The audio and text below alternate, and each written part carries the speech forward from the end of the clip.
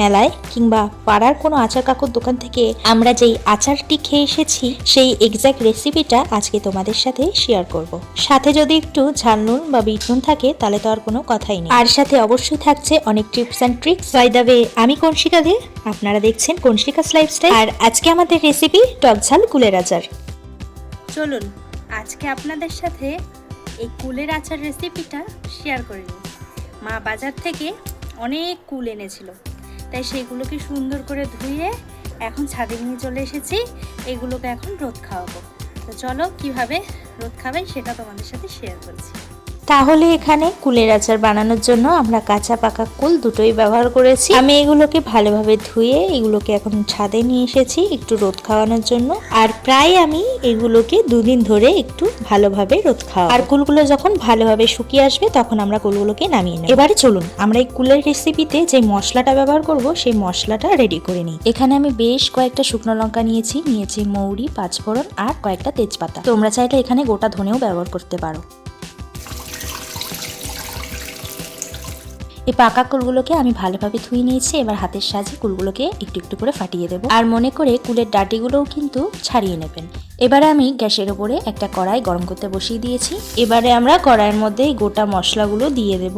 আর এই মশলাগুলো দেওয়ার পর ভালোভাবে কিন্তু নাড়াচাড়া করে লাল লাল করে একটু ভেজে নেব যতক্ষণ না একটা স্মেল বেরোচ্ছে। দেখো এই মশলাগুলো আমাদের কিন্তু লাল লাল করে ভাজা হয়ে গেছে।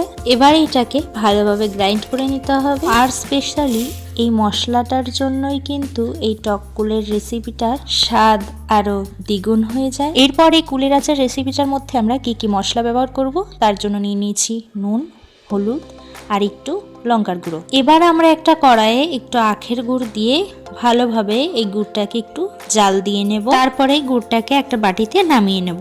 এরপর কড়াইটা গরম হয়ে গেলে কড়াইয়ের মধ্যে কিছুটা পরিমাণে সর্ষের তেল দিয়ে দেবো। আর সর্ষের তেলটাকে কড়াইয়ের চারিদিকে ভালোভাবে একটু মাখিয়ে নেব। তাতে কি হবে, কুলের আচারটা কড়াইয়ের চারিদিকে লেগে যাওয়ার ভয় থাকবে না। এরপর গ্যাসের ফ্লেমটা লো টু মিডিয়ামে রেখে ভালোভাবে কুলগুলোকে একটু নাড়াচাড়া করে নিতে হবে। আর এরপর এর মধ্যে হলুদ, নুন আর লঙ্কার গুঁড়ো দিয়ে আবার একটু খানিকক্ষণ নাড়াচাড়া করে যেই গুড়টা আমরা জাল দিয়ে রেখেছিলাম সেই গুড়টা এই কুলের মধ্যে দিয়ে দিতে হবে। আর সামান্য পরিমাণে একটু জল অ্যাড করবে।